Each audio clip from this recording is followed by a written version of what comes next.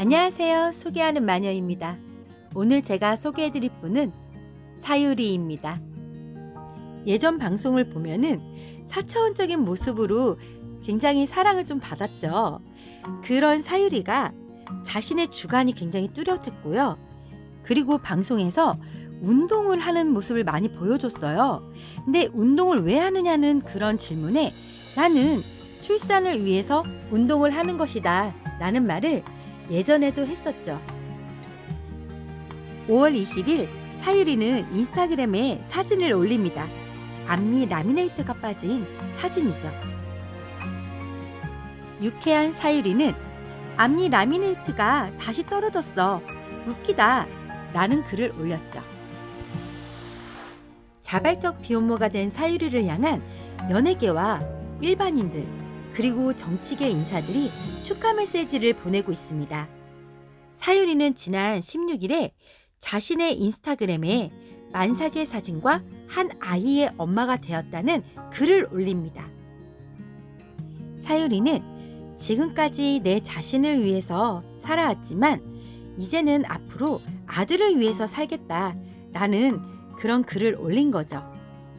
그리고 KBS 뉴스9에서 전화 인터뷰로 자발적 비혼모가 된 이유와 출산에 관한 얘기를 했죠. 그 이유가 2019년 10월에 잦은 생리불순으로 산부인과에 갔었는데 매우 충격적인 이야기를 들었다. 난소 나이가 48살이라는 진단을 받았고 자연임신이 어려운데 시험관 성공률도 높지 않다. 그런 말을 들었을 때 눈앞이 무너지는 것 같았다. 이 시기를 놓치면 평생 아이를 갖지 못할 수 있을 것 같아서 정말 결혼을 하지 않고서 엄마가 되기로 결정을 했다. 그리고 이 말을 했죠.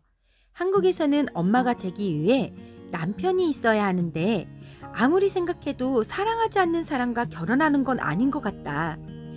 나의 시기를 놓치고 싶지 않아서 아무나 만날 수는 없었다. 사유리는 기증받아서 출산을 한 거에 대한 사람들이 기증받았다는 사실을 알리지 말자라고 했는데 거짓말을 하는 건 정말 싫었다. 요즘 낙태를 인정하는 말도 있는데 거꾸로 생각하면 아이는 홀로 낳는 것도 인정되어야 한다고 생각한다 라고 했죠. 우리나라는 OECD 국가 중에서 공공정자 은행이 없는 유일한 나라입니다. 그래서 정자를 기증을 받는 거나 그런 게 굉장히 힘들어요. 그리고 배우자가 아닌 다른 사람의 정자를 통해서 임신을 하게 되면 생명윤리법에 걸리게 됩니다.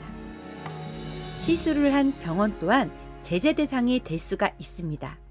그래서 사유리는 일본에서 정자를 기증받고 일본에서 3.2kg의 남자아이를 출산하게 됩니다.